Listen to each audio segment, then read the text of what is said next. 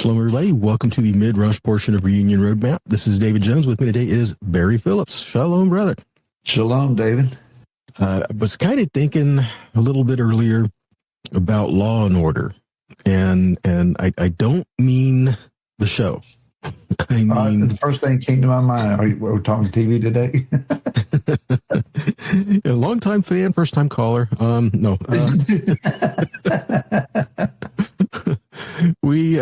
I'm thinking about proper and good law and order, and is it necessary? And to me, that's kind of, I'll just be honest, that's a stupid question. But a lot of people today, we want to cast off rules. We want to cast off all these things just so we can have our own truth and do our own thing. And you can't run a society like that, much less run the kingdom of Yahweh like that.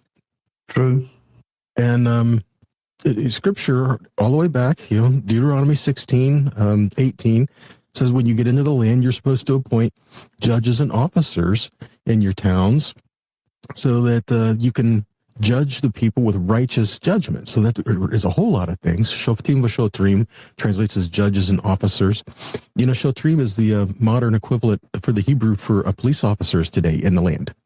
Okay. So that's kind of the idea, to enforce or to uphold what was right and proper for society.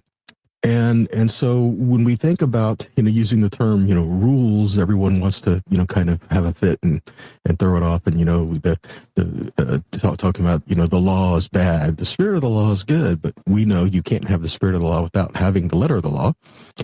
you have to say what the word is before you can say the heart behind it. They have to go together. So all these things I'm thinking, and it's like, so what is justice? What constitutes justice? When we says, to offer judgment, who does that and how is it taking place? And I'm kind of thinking along the lines of for our good, for our betterment. And it is Yahweh who is the one who gets to tell us what righteousness and justice is. And throughout the Torah, we see how people were trained in the Torah to help establish righteousness and justice, to teach to the people what it was, because it's not something that's kind of inherent within us. So he teaches us how to do that. And I'm reminded of something Brad Scott, our blessed brother, many years ago said, and I really like the way he put it, was that rules without relationship produces rebellion. But relationship without rules produces confusion and lawlessness. And wow. Well put. That was very well put for me. It stuck with me because we all have our own boundaries in life, don't we? These are the boundaries of things that I hold dear and true, and the things how I want to live, and my personal space and what I will and won't do. We all have boundaries. So why are we amazed when Yahweh has boundaries? And that he says this is how the boundaries of his kingdom works when he wants us to live in his kingdom, even here and now in the world where we're in. So I'm thinking in Proverbs, it says that righteousness exalts a nation, but sin brings a reproach to people. So how do we define righteousness? How do we judge righteously? And how do we see that in our day-to-day lives as not a hardship, but a blessing? It's when the world is constantly coming against righteousness and justice, and we have a perverted sense of justice. We think justice means I got what I want, and that's not justice. That's just selfishness.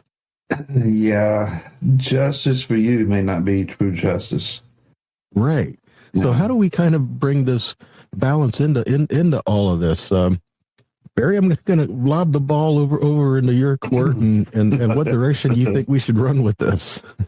Well, I'm thinking about the unspoken rules.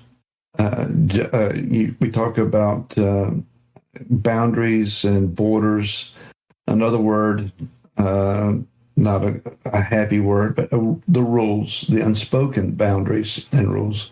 At House of David, where my wife Laura and I lead, there is a basic unspoken rule that when we are live streaming, you don't walk in front of the camera. So the way the room is laid out, that means that someone who is sitting at the front We need to go down in between chairs and tables to the back of the room and go all the way around the back of the room and up the side to prevent being seen on camera. Otherwise, if they take the shortcut, they walk between me and the camera. And it took about one or two attempts at live streaming to figure out that's not good. Don't do that. That's a pretty short number, honestly. Well, hey, it's I grimaced the first time and laughed it off the second time. But then an elder who was sitting close to the camera started acting as the sheriff and pointing to people. No, sir. Go back the other way. Go back. Well, when it says that he would appoint officers, another translation is sheriffs, which is an interesting thought, David. We want to read the Torah for ourselves and self-interpret. A lot of folks in the Hebrew roots community came away with whatever angst that they had against previous leadership for whatever reasons, and came away with an idea of nobody's going to tell me any doctrine anymore. I'm not going to be deceived anymore. Well, in the attempt to not be deceived by someone else, we set ourselves up to deceive ourselves. If you don't have the capability of speaking Hebrew fluently and understanding all of the language rules and guidelines, you can very easily pull out a Strong's Concordance and come to the wrong conclusion. Right. So it's a fanciful idea that we don't need anyone other than ourselves. So on the other side of that, no one would want what Rashi describes as Torah sheriffs. Immediately we think of Barney Fife with a badge and whistle and run around hollering, you're under arrest, or Gomer Pyle hollering citizens arrest. And for those not familiar with the Andy Griffith show, I'm apologizing because I teach Andy Torah quite often, but nonetheless, I digress. We don't want someone feeling authorized to work in our group, our sphere of influence, our associations, and point out, well, you violated the Shabbat when you did that. I just want you to know. Or that food you're eating, actually, when you break it down, it's got this enzyme that came from this unclean source, and therefore it's not kosher. We groan and we roll our eyes and we fire those people as quickly as we can. But David, the reality is we need each other. We need each other to walk with us in a right attitude. So pursuing just justice or righteousness, to me, I'm thinking it requires quite a bit of the right attitude and heart. Nobody wants you pointing the finger in their face and saying, you sinned. You messed up, and I've written it down in my book. And we're going to the court of heaven here on this. Mm-hmm. But at the same time, if I'm doing something that I'm not aware of, something that I need some guidance and instruction on, if it's coming with the right attitude and the right presentation, I should be willing to receive it. Mm-hmm. Just on both sides. You can't get your wall up, over any little thing. And we all know people like that, sometimes ourselves, but I won't talk about that. But let's sideline that one, which goes into a great thought, honestly. If we're reading the word of Yahweh and it causes us to just be critical and judgmental of everyone around us, then we're reading it wrong. And back into the portion of scripture where we just started off with in Deuteronomy, I think it's chapter 17, where it says that the king is supposed to write a copy of the Torah and keep it with him at all times. Mm-hmm. And it specifically says the Torah that the priests and the Levites use, and he is to do this and keep it with him and read from it every day so that he will not think he's better than his brothers. And that tells us a lot. If we're reading the word of Yahweh and it's causing us to be that judgmental, critical person, then we're not applying it to ourselves. No. And now we can get into things where Yeshua said, hey, check the beam in your eye first, kind of thing. When we get to the word wholeheartedly, it'll change us. When we learn to walk in righteousness, then we can reach out to help those around us in a way, people, like you said, no one likes to be told, hey, you're doing this wrong. But at the same time, how we do that is a big deal. I mean, people are going to get upset when you say that anyway, but we don't need to say it in a way that the actual act of saying it is offensive. Does that make sense? Yeah, it does. It does. And a little different angle on this, perhaps, is the judging of ourselves. Mm-hmm.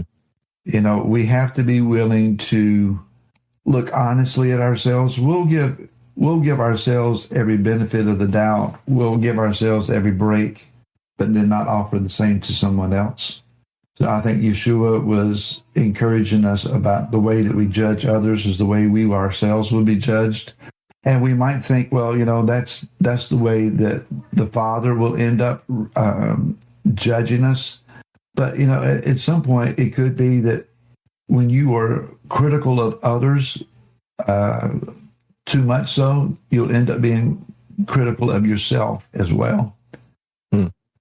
I've had to look at myself a few times in the mirror and say, give yourself a break, because we can be overly hard on ourselves sometimes. And, I'm sure we've all met folks. It's like, if you would just back off and breathe a little bit. The Torah should bring joy to our lives. We are supposed to be rejoicing. We're supposed to be a happy people.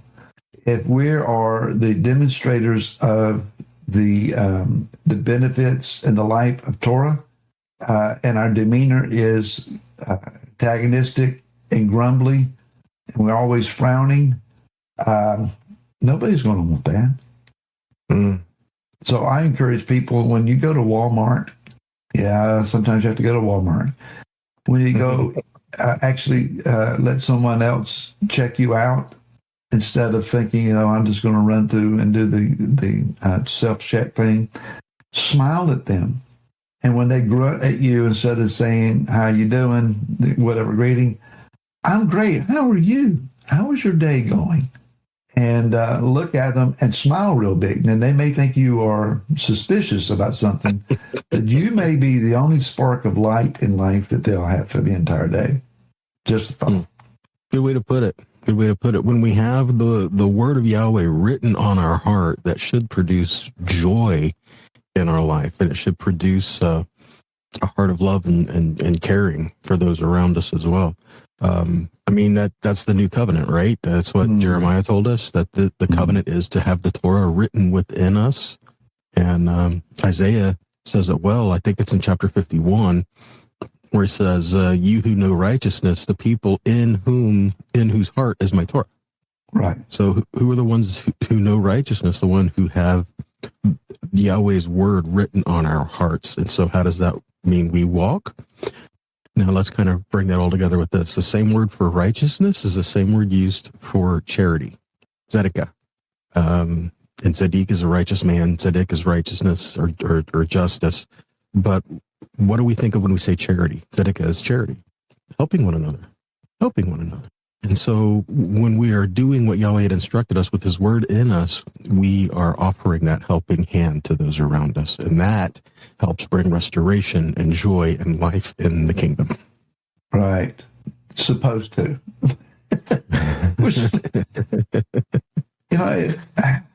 Is improper judgment the reason that we fail to build the body correctly or to have joy?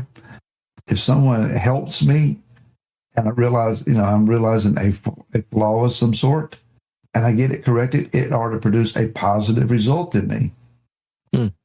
It should. So if you're correcting of someone, if your offering of instruction and guidance only produces upset and wrath and fuss, maybe we're doing that part wrong. Just a thought. And we're out of time, David.